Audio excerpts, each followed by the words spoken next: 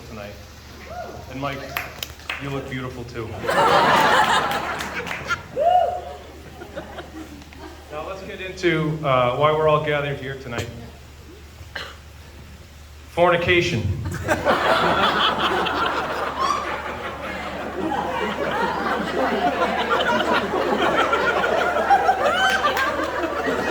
Fornication like this, many of my colleagues have told me to keep the toilet humor at home. What? At first that frightened me a bit because Mike and I share a deep appreciation for the third grade humor. When I was writing this, I thought to myself, how am I supposed to make people laugh with a heartfelt speech without a few poop jokes? But my girlfriend was steadfast that I not bring it up, so I won't.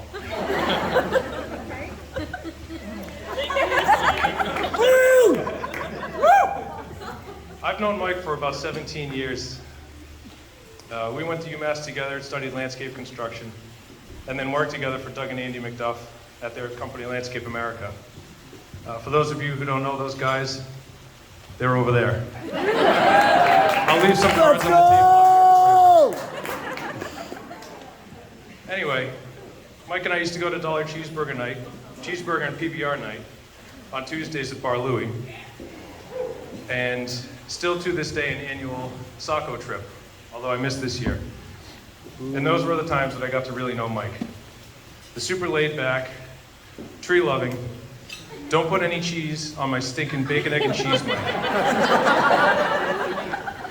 For those of you who don't know this, Mike hates melted cheese. And he hates it so much that if you put it on anything and give it to him, he'll hurl it at the inside of your windshield.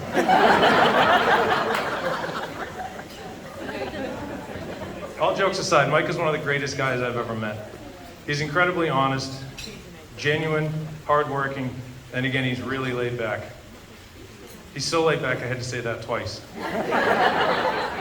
He's just a really easy person to be around, and we always have a good time together. And my father told me a long time ago that it's not as important to have a lot of friends. It's only important to have a few really good ones that you can trust and rely on. And I feel privileged that you're one of mine. Yep. On to Mike's better half.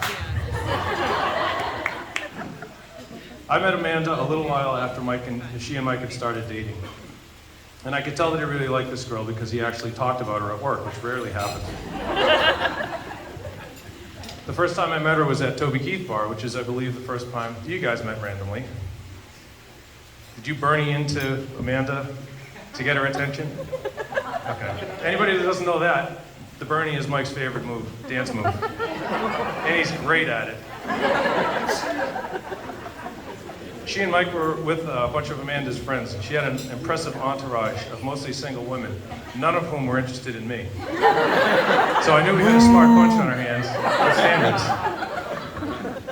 And it was easy to see why Mike liked Amanda. She was really cute, very nice, and very confident.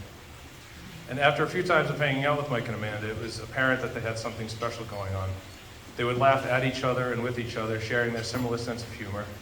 They showed concern and caring for one another, but not in an overbearing sense.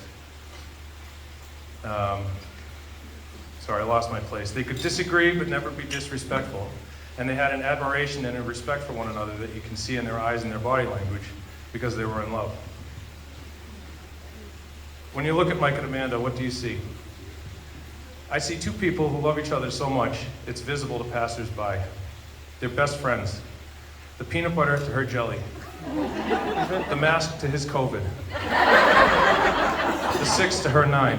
I mean, the yin to her yang. Oops.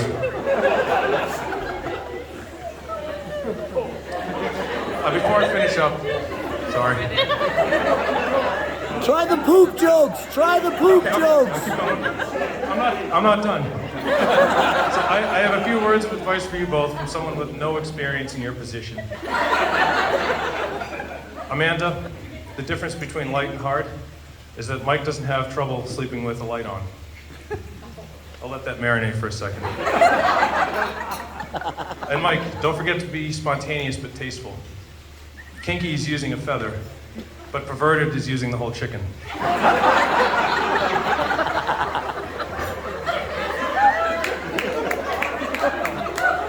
It's a great place. Everybody here trying to work out the whole Again, I'm chicken. completely humbled and honored to be speaking here for you, Mike. And Amanda, I hope I didn't embarrass you too much on such an important day. I wish you nothing but the best future together from the bottom of my heart. I love you guys both. Now, would everybody please raise their glasses for Mr. and Mrs. Mike